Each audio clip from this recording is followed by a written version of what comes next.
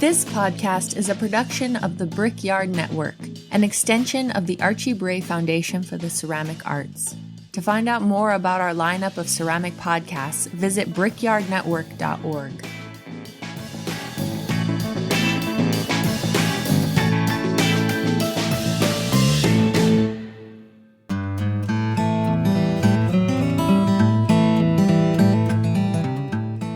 Hey, this is Erin with Cornell Studio Supply located in Dayton, Ohio, exclusive distributor of Jen Allen templates and Put a Lid on It t-shirts. We are a proud sponsor of this episode and the Brickyard Network. Find all your pottery and ceramic sculpture needs, including the largest stock of GR pottery forms at cornellstudiosupply.com. At Cornell Studio Supply, we are owned and operated for potters, by potters. A special thank you to the Archie Bray Foundation for sponsoring this episode of Tales of the Red Clay Rambler. The Bray Clay business is your best source for Bray epoxy, a two-part moldable epoxy intended for post-firing repairs.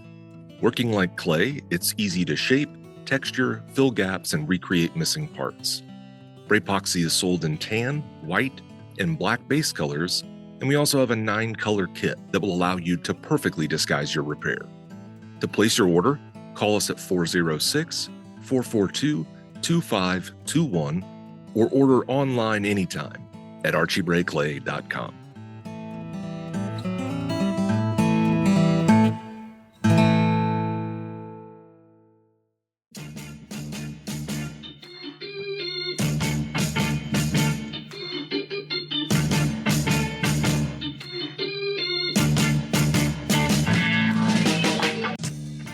Welcome to the Tales of a Red Clay Rambler podcast, featuring interviews with culture makers from around the world. This is Ben Carter. I'm going to be your host. If you'd like more information on the show, please visit our website, talesofaredclayrambler.com.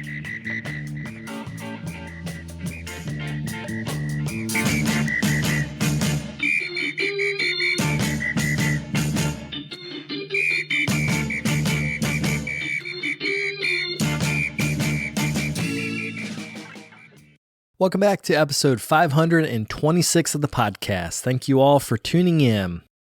Like many of you, I've watched horrific scenes of floods across North Carolina, Georgia, and Florida over the last couple days. Western North Carolina is an area that I've spent a lot of my life in, and it's one of the richest pottery regions in the United States. It's been just devastating to see images of those floods in the Penland area, in Bakersville, Burnsville, Asheville, and the surrounding region. I want to send my well wishes to all those affected by the storm, and I want to encourage you, the listener, to support relief efforts for artists as they will slowly rebuild over the next couple years. As of right now, there's a GoFundMe site set up for Melissa Weiss, who has unfortunately lost her studio in Asheville, and I always encourage you to support the work of the Craft Emergency Relief Fund, who's been supporting artists for more than 40 years. If you'd like to donate to SURF, you can do that at their website. That's surfplus.org. That GoFundMe for Melissa Weiss, I'll link to that in the show notes for this episode. I wish everyone the best, and I'll report back as I find out more.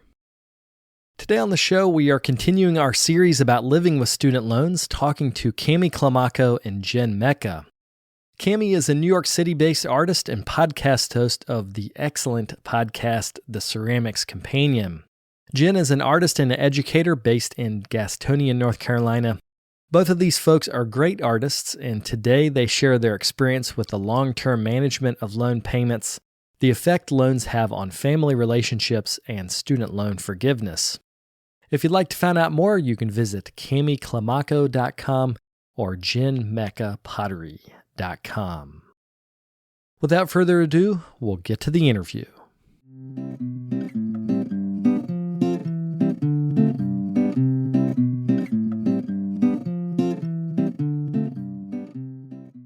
To start, I'm going to have you all just introduce yourselves and say where you are, and then if you teach somewhere, also you could say where you teach, and we'll start with you, Cammi. Hi, I'm Cammi Climaco, and I'm in Ridgewood, Queens. And I teach at so many places. I teach at Hofstra University and Brooklyn Clay and Greenwich House Pottery. I'm Jennifer Mecca, and I'm from Gastonia, North Carolina, which is about 40 minutes outside of Charlotte. And I teach at Central Piedmont Community College, and I'm a studio potter. And today, I should mention, both of you all are accomplished artists, but we're not going to talk much about your art today. We're going to talk about student loans, which is something that all three of us have experienced, and that I'm hoping a lot of young listeners will listen to these and not maybe go down the same path, or at least take a slightly different path than the one I took, at least. So one of the first things I wanted to ask you is, when did you first take a student loan? And if you can remember what that interest rate was, that would be great. I first took out a student loan on my own because my parents sort of helped me with my undergrad, but I went back to get another undergrad and my master's. So it was 1995, and the interest rate was 8.6, I believe, at that time. I took my first student loan my freshman year of college, and it was 8 to 10%. So it was a fluctuating rate. Well, let's talk about fluctuating rates, because that's the other sort of issue here. There's all these different categories of student loans. One is where either you get a public or a private loan, meaning like the federal government can give you a public loan. Those are often, the interest is subsidized while you're in school. But then if you get a private loan, you often can get a fluctuating rate. So can you talk a little bit about that, like what type of loan it was and how those fluctuations were forecasted for the future? Well, I had an unsubsidized and subsidized loan, and I'm not really sure about the fluctuation of them. I know that we refinanced at one point and was able to get it down to 6.5, and it sort of stayed that way for a pretty long time, I guess. So yeah, that's sort of, I had to kind of go back and look at paperwork. So that's what I found out. My student loans, I had a Perkins loan, which is a federal subsidized loan, and then I also had a Stafford loan. And so that both of them were government loans. Wow. Okay. But they told you up front that they could fluctuate. Yes. And the Perkins loan was a subsidized loan. And then, the Stafford loan was a fluctuating rate. Also, this was like so long ago, I almost can't remember. Yeah. I'm like, what is it? But I do remember that they were both like federal loans. Did y'all have a perception about what a loan was? Like, did you have other loans in your life that kind of set a pattern? So, for instance, at the point you signed on to your student loan, had you already had a car loan, or had you already had a mortgage or something like that that sort of taught you about loans? Are you kidding me right now? I was like 18. I had like literally nothing.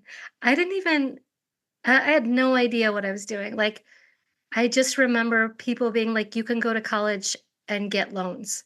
And that was the only way I was going to go to college. Yeah. My first undergrad, my parents helped pay for most of it, but they did take out a little loan. And I think it was through a bank, and said to me when I graduated, I needed to pay it off. And I had a tiny credit card that kind of just stayed with me for a really long time. And I was able to pay that off the 5 years out of school before I went back. So when I went back to college, I was 24 years old, and I am really bad at math. So basically, it was like I wanted to go back. I was willing to kind of sign any sort of paperwork and didn't really think too much about it. I just wanted to go back to school and survive. Got quotes from people on Instagram because I reached out and just asked what people's experience was. And one common experience is that they just really didn't think about it. And that's kind of what you said, is you sign the paperwork and then you kind of put it in the back of your mind, and then you go to do the school, because school is hard enough that you have to focus on it. At least for me, I wasn't thinking about that loan was accruing interest or that it was getting bigger. I was thinking, okay, when's my next critique? When's my next test? So I think for people that are young that are listening to this, how would y'all sort of educate younger people about the process of getting a loan? Do you have any suggestions on ways to approach this? A lot of my students really take a lot of consideration into the expense of school. I think they're already thinking about it way, way more than I even thought about it. I think it's almost surprising that a lot of them wouldn't even consider taking out a student loan now. They're just like, I'm going to go to school for free or I'm not going to school.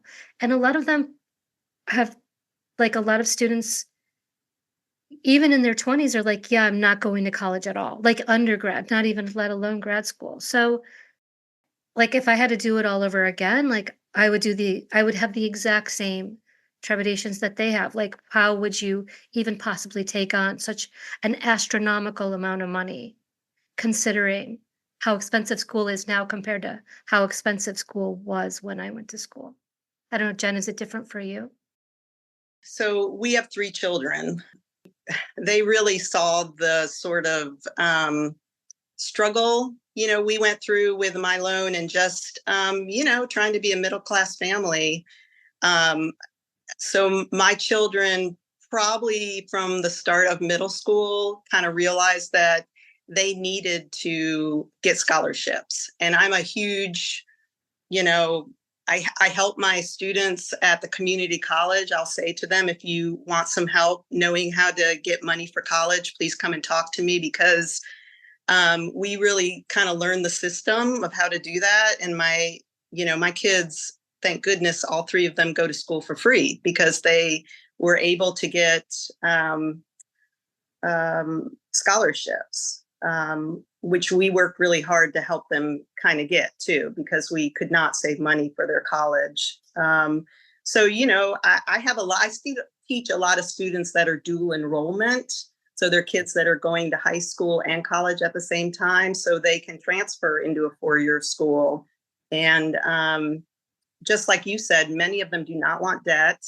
They're trying to get, some of their education out of the way before they take on those big loans. And, I commend them. I'll help them any way I can. Can you talk a little bit more about the process with your own children? So let's back up a couple years when your kids were in high school and you knew they were going to go to college.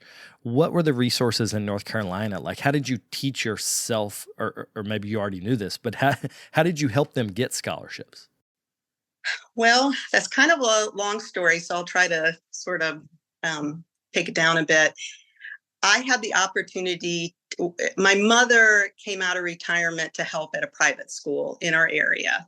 And their shtick sort of was pay now and don't pay later. And so when my son entered kindergarten, because we didn't have a whole lot of money, he got in on a scholarship. And then out of the blue, they asked me if I would be willing to come out of teaching college kids to teach in the art department. So I taught little kids, and I also was still teaching one college class. And I was able to sit in on webinars and talks that we had one person at the private school that would teach parents what they needed to do, the steps they needed to check off the boxes to get scholarships. And so to fast forward that, we did take the kids out of that school in middle school, and they all went to public high schools. And so all that knowledge I learned, starting with my son, he knew that there were certain things he had to do to get those scholarships. And he went to college in 2019. And if you remember, the college admissions scandal happened in 2018. That happened really for a reason, because I did learn in private schools that those kids who could pay a lot were able to understand how they could, chop off a huge chunk of money at colleges. So, we just checked off all the boxes, and he applied to a number of different schools and got money at all of them. And the formula worked. And so we tried the same thing with our twins, and the formula worked again. So yeah, but there's lots of money out there that kids can get. It's just hard to know how to do that and where to go and look. Yeah, I'm so glad to hear that y'all students and your kids know what debt is and that they don't want it, because I think that's kind of the starting point to this, is that you have to have an aversion. Like say my wife, for instance, she went to UNC Chapel Hill for undergrad, and she is just averse to student loans. Like she said, I will never pay a student loan. I will never get a student loan. And I was the opposite. I'm like, give me all the loans. Like, I love this. Let me make some art. The government's going to help me do that. So some of it is kind of the attitude that people have going into this. But I kind of wanted to switch back to the way y'all dealt with paying your own student loans. How did those payments affect your financial life post-grad school? Because I should say all of us have gone to grad school, and I have a feeling that's where the big loans came from in y'all's life, was grad school. How did those payments after grad school affect your financial life? When I first got out of grad school, with a ceramics degree, job opportunities, unless you're like teaching full time right away, you're just sort of always hustling. And so, I, got out of school and started waitressing. And I mean, I moved to New York City, first of all, and New York City is expensive, but you make more money. I want to like put that in. So I'm saying like, yeah, I moved to New York City, which is an expensive city, but just overall, you just make more money than anywhere else. So in that hustle, I was like, okay, well, I'm just going to defer them for now, and then until I make enough money to pay them. And so through the years, I would pay them and then put them in deferment when I didn't have the money to pay them, and then pay them and then put them in deferment. So it was just a constant um, back and forth, I guess, with myself on how I was going to pay them. Yeah. And I didn't it wasn't like I never tried to pay them. Yeah, you just paid when you could and didn't let it ruin your life, maybe. Yeah. I mean, they did ruin my life a lot. But also, I called the student loan company and I was like, hey, I consolidated my loans also at some point. Like all of my undergrad loans and grad school loans, I put them um, into one consolidated loan. And then also I happened to do that with uh, the department, like the government.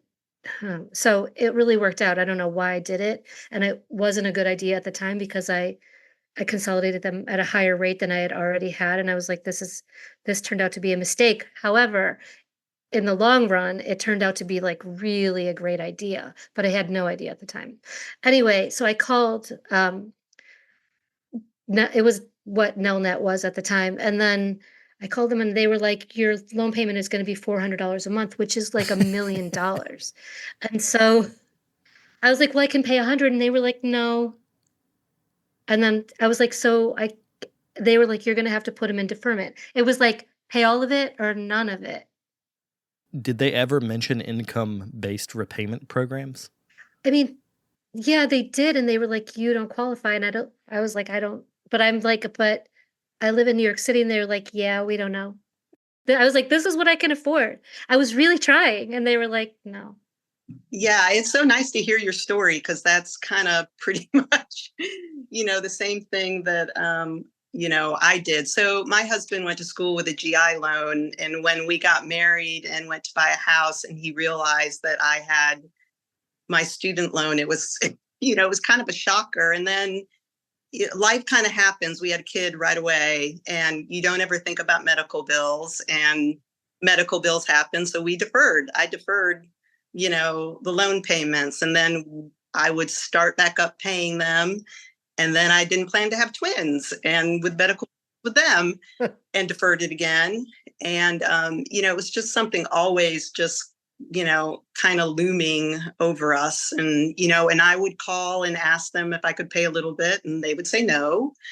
And I think there was even one time when I was teaching at the private school and, I must have seen something on the news about teachers getting, some sort of help with it. And I called and they were like, nope, you don't qualify. You teach at a private school. There's a couple things I want to talk about. One is just the concept of deferment, because that's something that I had to do as well. And you defer the payment, but you're not deferring the interest, which when I went on deferment, I didn't understand that.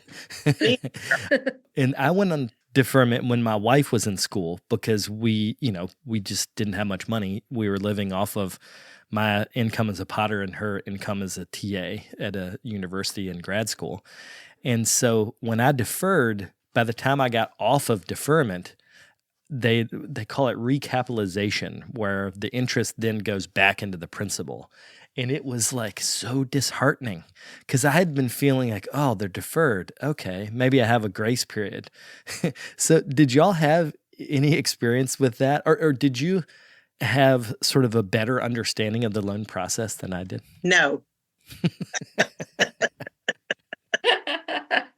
I mean, I understood the difference between forbearance and deferment. Forbearance, you could like put your loan away and it wouldn't collect interest, and then deferment, it would collect interest. Yeah. Deferment would collect interest, but I just kind of didn't look at it. In forbearance, people will know that term from COVID, because when we had the COVID, I don't know what they called it, but basically the federal government put a forbearance on almost everyone's loans. And you could pay, but you didn't have to pay, but nothing was accruing. That was a pause in interest. So I think people will know that term. But Jen, you said emphatically no. So especially if it was around having children, like what was your perspective on paying student loans while your kids were little and you probably maybe weren't focusing on it? Oh, well, I mean, I think that the payment on my loans was $300. And at that time, when my kids were little, that was a lot, and again, my husband has a good job, but we're middle class. And when you have 3 kids, you really don't understand how expensive 3 kids are to raise. And so I don't think it was probably until maybe 7 years into the loan process, and we knew that I had like deferred stuff, that my husband was like, you do realize that we're accruing interest and your loan is going to be so much more than what you took it out, at the beginning. And I'm not a math genius. So, I was like, really? Like, why is that? This is what I, signed on for. And, we would just go back and forth, and, probably maybe 15 years into it, we were able to chip away at it a little bit more. But at that point, it had really grown. We'll be right back after a quick word from our sponsors. Today's episode is brought to you by the Rosenfield Collection of Functional Ceramic Art. The collection exists as an online resource for research and inspiration, featuring photos of over 4,000 objects made by over 1,000 artists. The images are high quality and can be used with no permission required, making them a great resource for students and teachers. To find out more, visit rosenfieldcollection.com. Hey folks, Sunshine Cobb here, ceramic artist and current resident coordinator at the Bray. I'm excited to announce that our application portal is now open for our 2025 residency cohort. Applications are due by December 19th, 2024. For details on all our residencies available, head to archiebray.org/residencies. Please help us spread the word about this amazing new opportunity at the Bray. Thanks so much.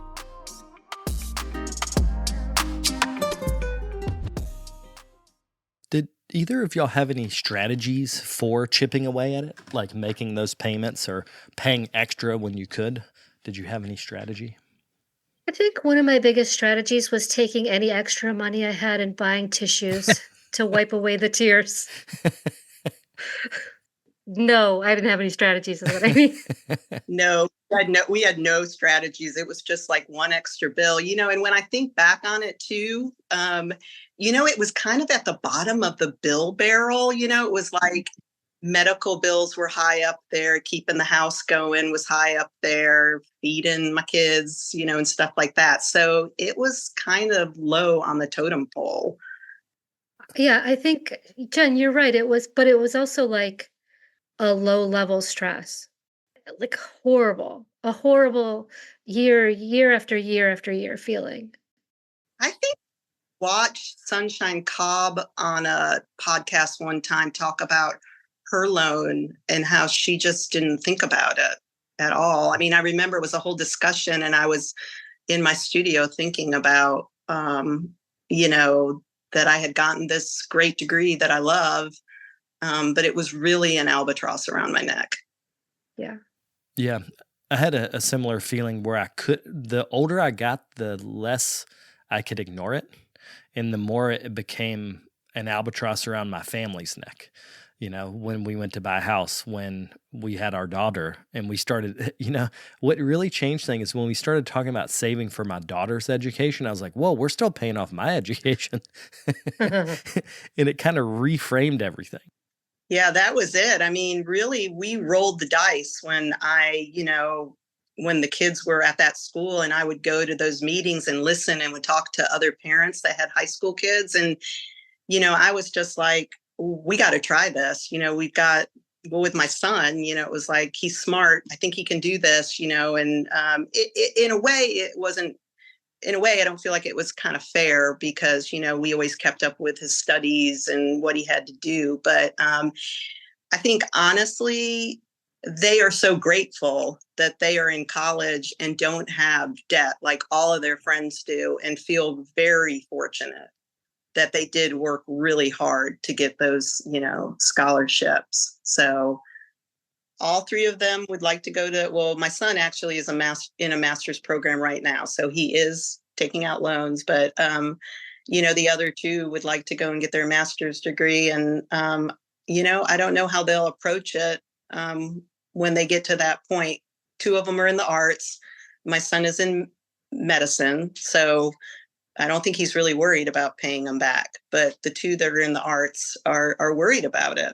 But, I think they would like a master's degree. Yeah, I have a friend who's getting ready to go into medical school, and the way that she thinks about loans is very different than art school because she has the potential as a doctor to make hundreds of thousands, where ours are more of like tens of thousands, maybe. Now, for us, I don't know how much y'all borrowed, but I borrowed like $51,000 and paid back maybe in the 70s somewhere before I paid them off. In terms of total amount of how much that y'all borrowed, do y'all mind sharing that relative also to like how big did they get as the interest accrued?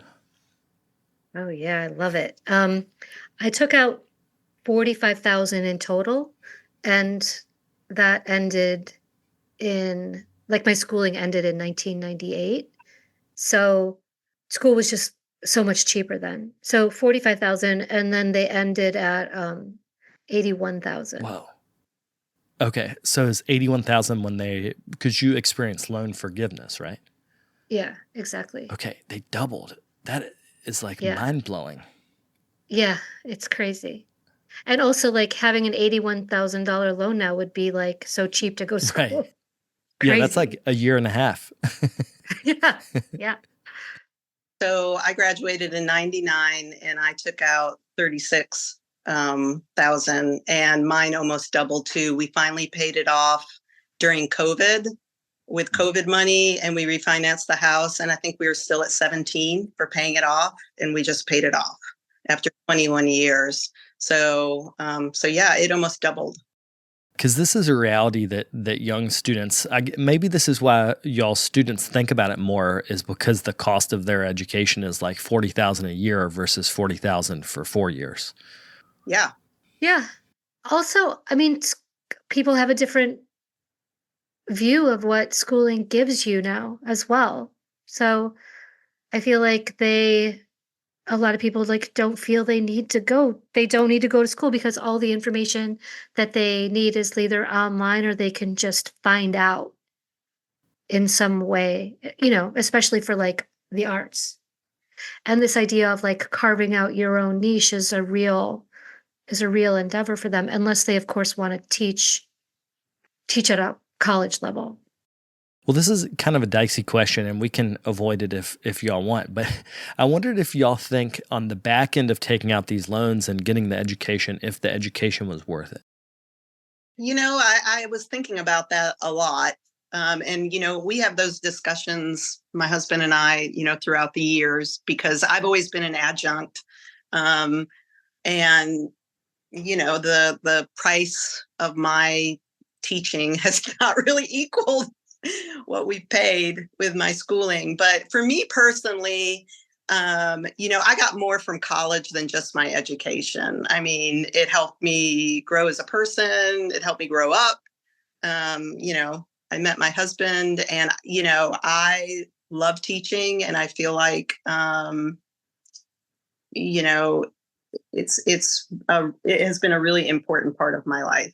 So I would have to say yes, even though the money part was such a struggle.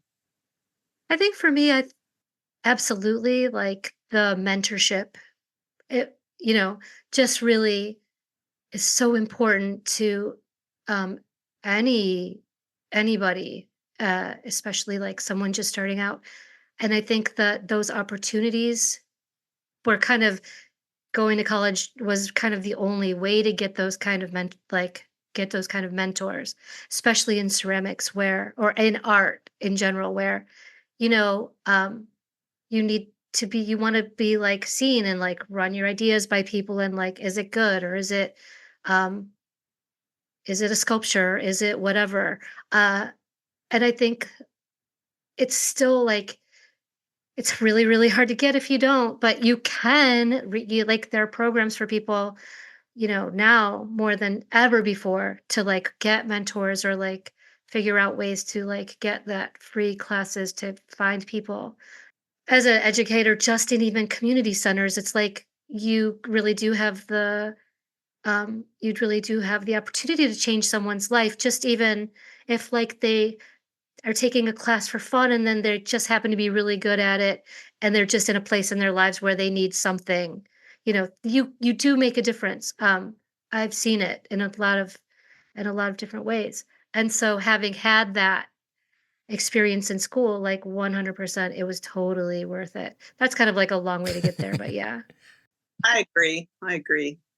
I mean, I'm glad you brought the art center education into this because the more sort of accreditation a school has, that often equates to more cost. So if you go to a private graduate school that is fully accredited and is fancy, for lack of a better word, it's going to cost a lot and you're going to pay a lot. But that doesn't necessarily mean that the lower cost alternative at an art school, in an art center or an apprenticeship is another model that I think is really effective and is way, way, way cheaper if you want to make a certain type of work. So I think art centers are really great for dipping in and out of knowledge. So like, let's say you want to take a little bit of sculpture one time and a little bit of pottery the next time, and as to where the 4-year university or the graduate school, it's a curriculum where you're like jumping through the hoops and gaining the knowledge collectively. So I wonder as we go forward, what the role of art centers and apprenticeships will be as the cost of the other schooling goes up and up and up. Do y'all have any kind of thoughts on the future of education? Well, I have taught at an art center, and have enjoyed my students immensely there. But and I'm kind of grappling with this. I also teach art appreciation, and the thing about going to a university or college is, I think that having those other classes like art history and creative writing and all those other things that you have to take, I think they're really important. And I think art centers are great, and with the mentoring, and I've loved all my students that I've had from there, but how can you incorporate some of those other things that I think you should think about, even if, we're saying we're just making a pot. Well, those of us that take from historical reference, I think learning about all that is just really important. I mean, I even try to do art history and with my clay kids, and I can't imagine the stuff that they don't know because they don't visit art, museums and stuff and historical sites. So I think that part would be, that would really go away if we just stepped to art centers. But on the other side, I feel like if you're a self-starter, you can get all that information and art centers, I mean, depending on what it is, because there are centers that give scholarships, and then there are centers you have to pay for. So if you're like, if you're getting a scholarship, it's a much different situation than, having to pay, like, depending on your situation. So I think, like, you can find that information, or you can, like, get there. I've seen people do it and that are really successful. So having not had that art school degree, and I don't disagree with you that that information is important, but I just think, like, there are other ways to get it. And the people that want it, find it. You know what I mean? They'll ask questions, or they'll take your time. And I don't know, because my loan was forgiven, I feel like, because I went to school for free, like, I have it's my civic duty to give away that information. Or if someone's even interested, like, it's my duty to, like, if they want a mentor, like, I'm available. Like, all that. I'll tell you where to go. I'll point you to you, Jen, for scholarship advice. Do you know what I mean? Like, that's just how, I really feels really strongly about it. But yeah, art centers are great in a lot of ways. Like, they're just like an entry level to wherever you're gonna go, if anywhere. I think some of this is also dependent on where you're at. Like Cammy being in New York City, or if you're in Philadelphia, or trying to think of the art cities, Kansas City, places where there's multiple art centers, so you can kind of go around, and museums, because I feel like Yeah, it's museums totally can different. fill Yeah. the holes in the education a lot. But I've also, like, talked to people that didn't go to undergrad, or started and didn't. I was like, "Oh, have you thought about going to college?" And the idea, they're, like, so good at ceramics. They're so good, and you think, like, you're gonna put them in a college and they're gonna, like, just fly.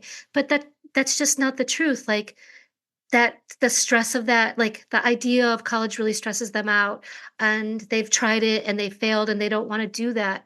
They don't wanna go down that road, or the money, or you can't shove anyone into a box like that anymore, and they don't need to be, right? Yeah, I agree with that. Yeah, one of the interesting comments that I got, that I want to keep the person's name anonymous, but they said that one of the things that they dealt with is that they did go to a 4-year institution, got the degree, paid for the degree, and then afterwards realized that it actually wasn't as good of a degree as if they'd gone to a different school, and that they left feeling bitter because they realized they could have taken the same amount of money. This person lives in the South, so they could have taken the same amount of money and done classes at Penland, at Aramont, and kind of tied together a curriculum based on all of these craft and art schools that are non-accredited in their region. And I thought that was interesting, because that is the worst feeling. It's kind of like buyer's remorse. Like you buy a car and then the transmission falls out, except it's your education. you know, like it's not as good as you wished it could have been. Yeah. Yeah. I was just talking to Dave Briere, and she was telling me how she just dropped out of Pratt because she just didn't feel good about it. Like, she didn't think that it was worth it, and she was really struggling. And I was like, I would, years ago, I would never have even considered dropping out of school because I didn't like it. Do you know what I mean? I was like, good for you. I was shocked. Well, this is a great plug for your podcast, The Ceramic Companion, because Thanks. that episode with her is a great episode. Like, I hope people will listen to that. Yeah, she was really open about a lot of, her practice, and, her just feelings and how she lives her life. But yeah, the school thing really, like, I was really, really shocked because, like, in 1996, when I was in grad school, like, no way would you leave Tony Hepburn. No way. And if you did, like, who was going to take you? Yeah, almost like you would have been blackballed, because you leaving would have been like, oh, well, they couldn't hack it. That's why they left. Yeah, exactly. Yeah, yeah. It would have been your fault. You did mention, Cammy, your loan forgiveness. So can you talk a little bit about how you got it? Like how you applied for it? Yeah, like, I was already researching, like, how to, if I could go bankrupt and just, like, add the student loan into a bankruptcy. And for years and years and years, the answer was no. But then Biden started changing the laws about, like, adding student loan student loan into your bankruptcy case. And so I was already researching that when they were talking about the $10,000 forgiveness. So they sent out to because because this is when that consolidation came back around, because I consolidated with basically the loan service provider that was government subsidized or whatever, just by sheer dumb luck. Like, I don't know, I could have picked Sally Mae, I could have picked anyone, but I picked this one. And they had sent out to everybody that was in that provider, like, this application to have part of your loan be forgiven. And so yeah, I just filled that out thinking, like, whatever, like, this would be crazy. But already by that point I was like, I don't have kids. And so I'm just going to be honest, like, I don't even know if I would want anyone to know this really, but I was just like, this loan's going to die with me. Like, I had already, like, I had accepted it, like, this loan's gonna die with me. I'm gonna live in a trailer park and, just hope for the best. And if you live in a trailer, I'm sorry. Like, that's, like, let me know how it is, because I'll see you there. Yeah, so I had applied, and then I was following the news, and then the news articles were just like building and building, like, Biden's gonna do this, and then it got struck down in court, and Biden was trying to do this, and then this got struck down in court, and then Biden's doing this. And then one day I just read an article that was like, Biden forgave loans for people that was over 25 years. And I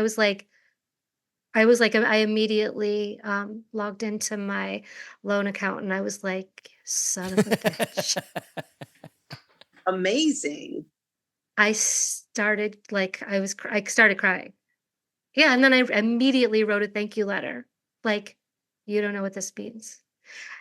Even though I probably wasn't going to pay it, just the fact that it was forgiven. And I can brag about it all day long. Like, I can be like, people have a lot of really strong feelings about it. And sometimes, it's like, I don't know that, I'm saying this on a podcast, so I'm sure you have like a million listeners. But like, people really are like, get angry. I had dinner with my friend the other night, and she was like, yeah, if I would have known that he was going to forgive loans, I would never have paid mine. And I was like, oh yeah, sorry. You know what I mean? Like, I can't apologize. But also, that loan, like, was a friction in my relationship, and like all those feelings and all those fights about it over all those years, and the weight of the loan, like, all that just was like, what was that all for? Like, just was gone. Like, just doesn't make any sense. So in the one sense, it's like, if I could really like talk about it a little bit more, like, and you can't feel bad for me because like, I had my loan forgiven, but on the other side, it's like, it's a marker that I really fucking failed in a lot of ways. So it's like, great, but also like, God, like, what did, like, what? Wow.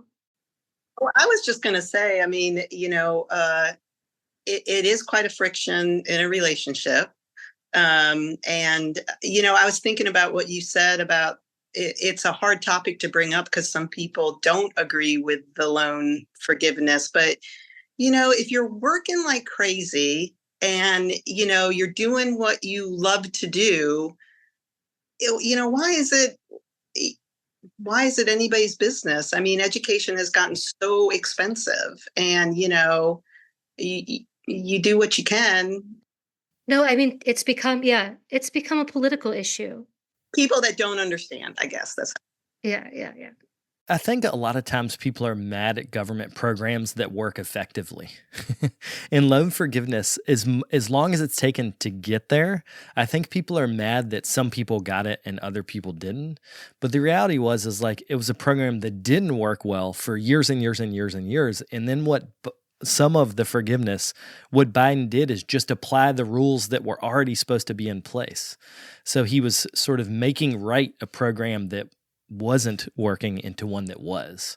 And I think sometimes that makes people mad, like, oh, like they're getting something for free. It's like, no, they signed up for this program years ago. Because a lot of people I've heard, their forgiveness should have happened years ago. One of the other guys that's on this series talked about that he was eligible for something and his loan servicer told him he wasn't. And he paid for years and years and years before doing more research, applying again, and realizing like, oh no, this was a program that was put into place years ago that I was eligible for. So I think some of the anger is like anger about government. Some people are weird about government. I think that the student loan program goes back to Reagan, right? From what I understand. So it's like, yeah, not everyone fits into this financial box that they force people to be in. Do you know what I mean? And like the arts are so difficult. Without artists, there'd be literally no culture. So, we're so underappreciated. Like teachers, all the poor teachers that have to work twice, 2 jobs just to pay off their loans and everything is ridiculous. It is unfair. Like to my friends that paid off their loans that I was so jealous of, it is unfair that I got mine forgiven. Like I feel like it is. And that's why I have it like it's weird talking to people about it because yeah. uh, on the other side, I'm so happy. Like I'm so happy. I'm so happy about it. Well, you had mentioned before that you felt like a sense of, these were not your exact words, but almost like a sense of shame for that you got forgiven. Like it was a failure to have it forgiven. But I want to provide an alternate perspective, and maybe that it was a failure of our education system that got you to that point in the first place. I mean, definitely. Because what I'm always thinking is like, how do we actually fix this?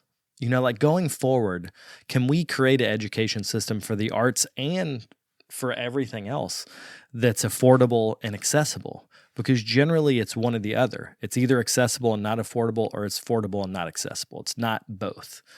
So going forward, I'm hoping that a lot of these loan forgiveness programs will actually get Congress to act and to put some limitations on the rising cost of these education programs. Well, I think the other thing sort of to talk about is that colleges have kind of become a Club Med. They're very fancy and they've got a lot of,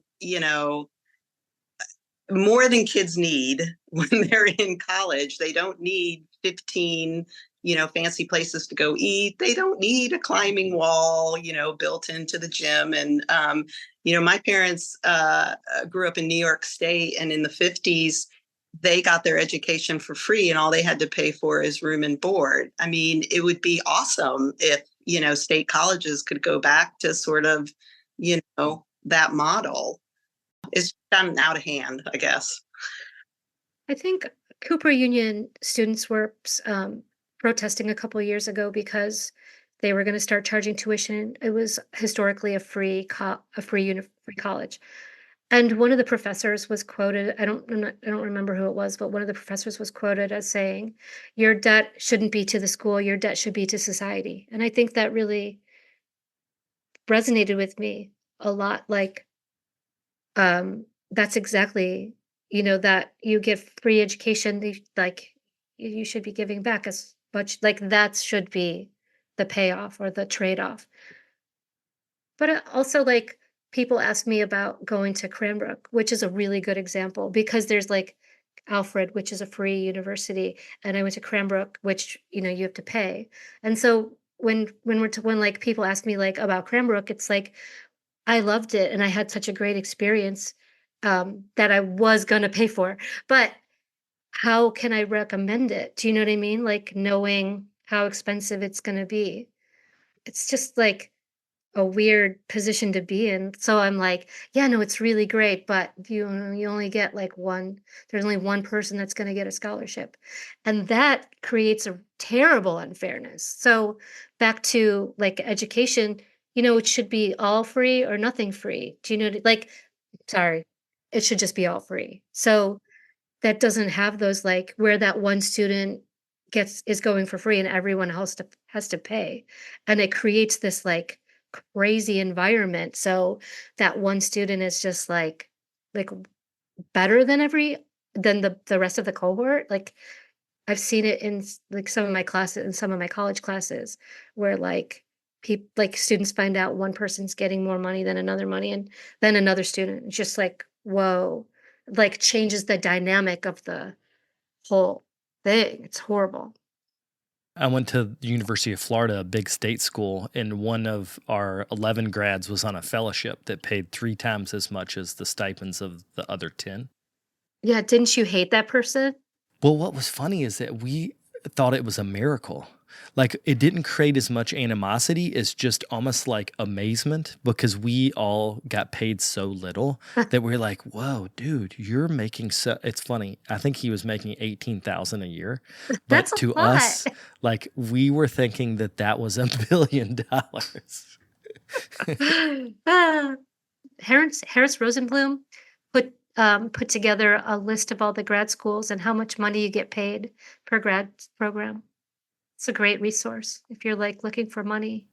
That would be a great resource. Yeah. That's a great segue, because I actually wanted to wrap up with anything that you might suggest to your earlier self. So if you could talk to your 18-year-old self now, do you have any resources you would give them? Or encouragement, maybe? I would start a little earlier, like 14-year-old self. Okay. What would you tell yourself? I mean, actually, like the path is exactly like Jen said, like just, get the grades to get the opportunities. You know what I mean? I think I would just tell myself I think I wouldn't have looked at life as being like so rosy. It was like, I thought, oh, well, I'm going to, get this degree and sell a lot of pots and I'll be able to teach part-time. And I don't think I really thought about that life can kind of hit you. And maybe, the amount of money you're making is not equal to what you have to pay back or try to get ahead. And it's a lot of hard work. I think it would have been more realistic. Yeah. My 24-year-old self at the time when I went back to grad school. Oh, okay. I would tell myself to buy gold. Just invest in gold early. Yes. Yeah. Well, to wrap up, can y'all leave your social media or website so people can get in touch if they want to see your work or talk about any of this? I'm on Instagram at Jen Mecca, and you can also find me on Facebook. I'm on Instagram at Cammi Climaco and CammiClimaco.com. Well, thank y'all. This was really great. I appreciate it. Thanks, bud. Yeah, it's nice meeting you. Nice meeting you too.